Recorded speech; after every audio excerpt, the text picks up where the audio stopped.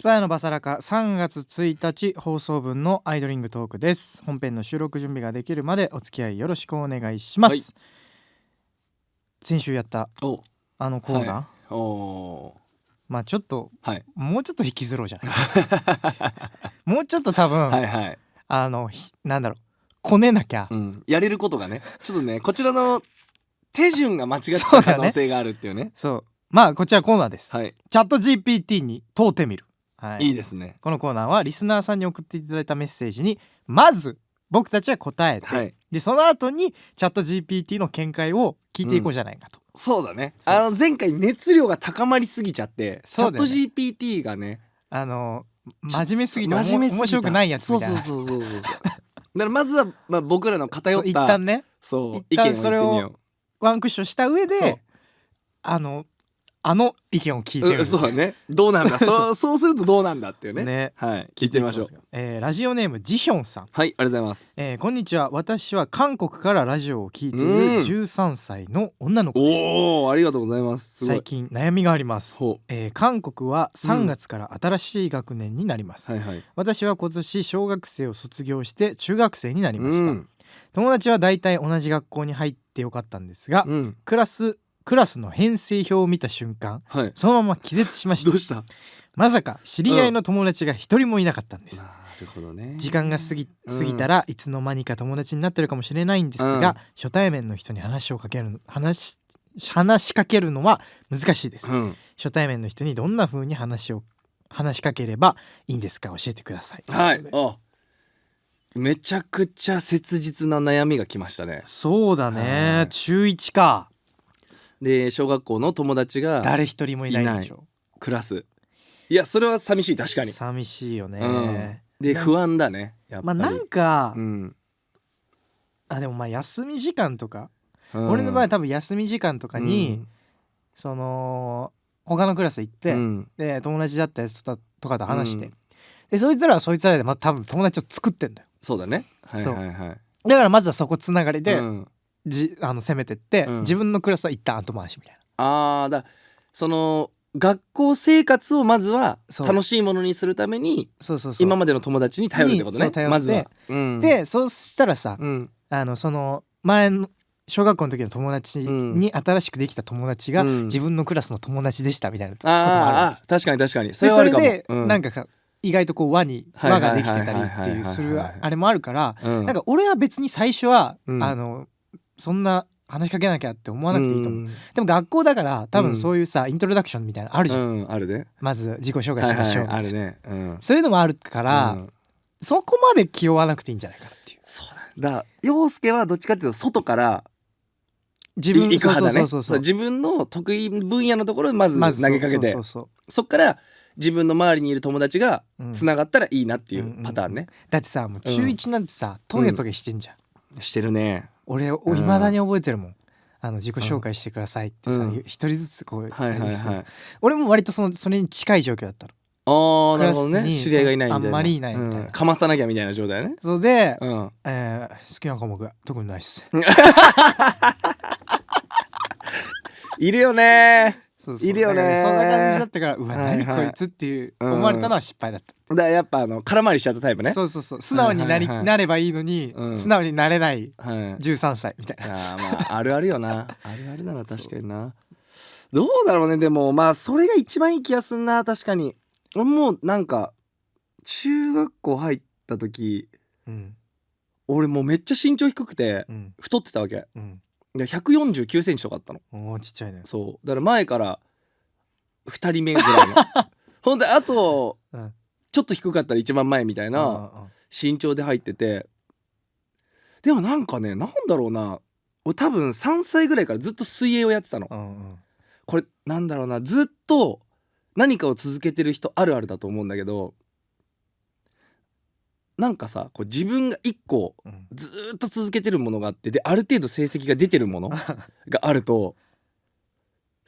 どうでもいいやと思うんだよ結構。まあね。そうでそれが多分ないと、やっぱちっちゃい世界の中でこうどうにか自分の存在意義を示さなきゃって思うんだけど、なんかね、どうでもいいやって思ってて、当時それこそ「スラムダンクがめちゃくちゃ流行ってて、でそれでバスケ部に入ったりしたんだけど、うん多分ね先輩とか同級生からおそらくいじめらしいいじめうんみたいなものをうん多分受けてたと思うの。今考えるとあれいじめだったのかなみたいな。俺気づかずに言っちゃったタイプっていうかさ、あーどうでもいいやみたいなはいはいはい思ってたから、そしたらなんかその中2の夏休みかなんか手前か中2の時にもみけに出会ったのかな。うん出会って中2の夏休みで死ぬほど身長が伸びたの。あそしたらさクラスの目がまずポンって変わるの。あそうなんていうのちびデブみたいな感じの目だったのが、急にほんとに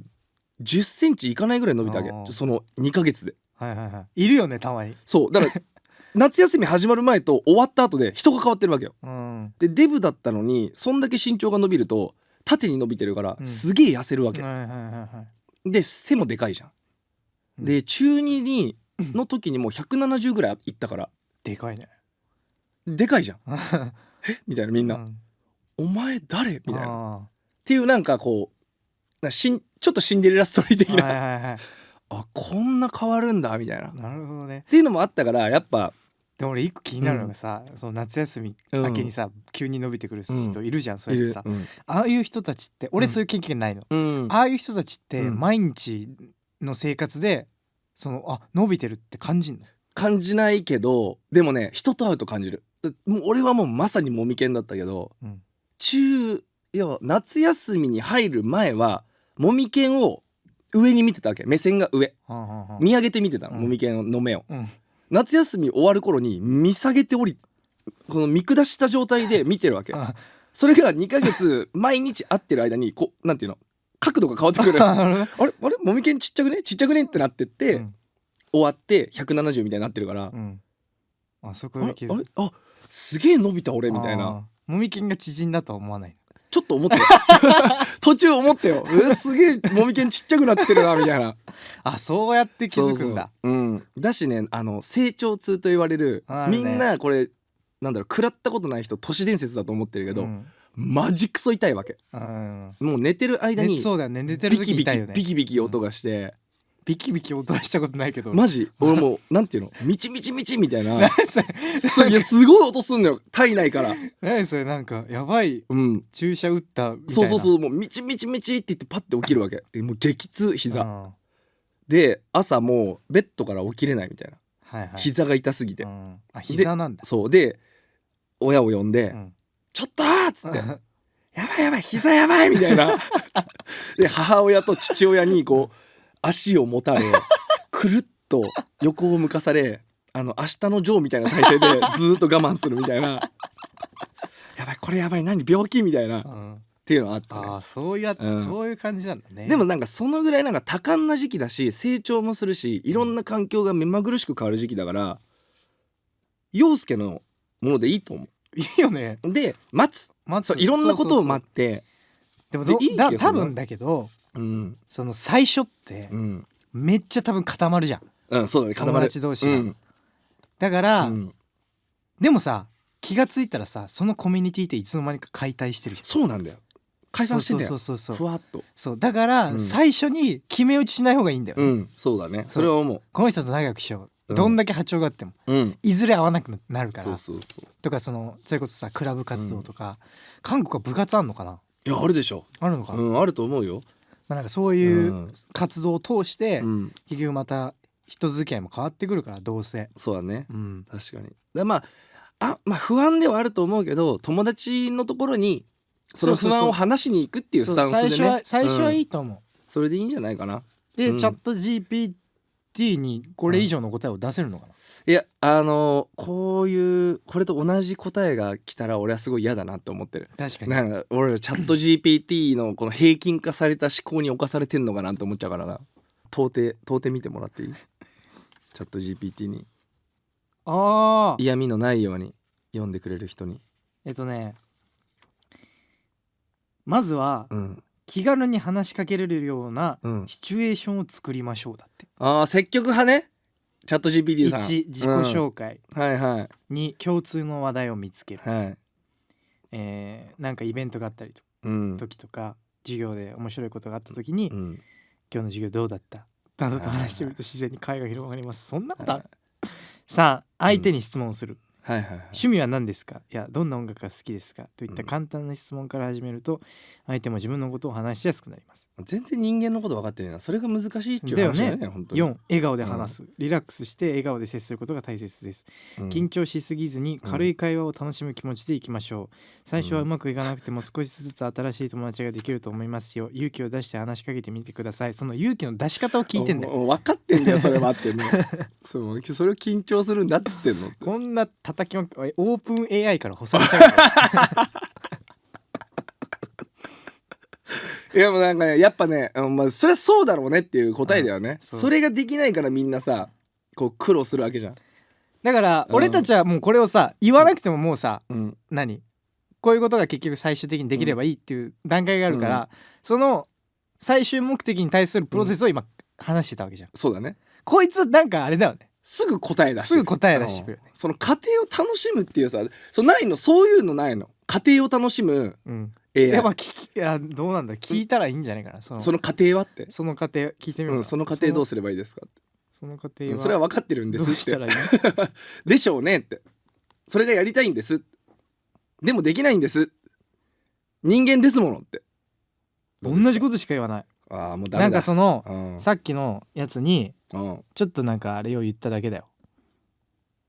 自己紹介が終わったら会話を広げるために共通点を探しましょう。それが難しいんだっつってんの本当に。こいつダメだね。ダメだな。そういうことじゃないっていう。それいやでもなんか第一歩接近だって。すごいな。やっぱチャット GPT ってさ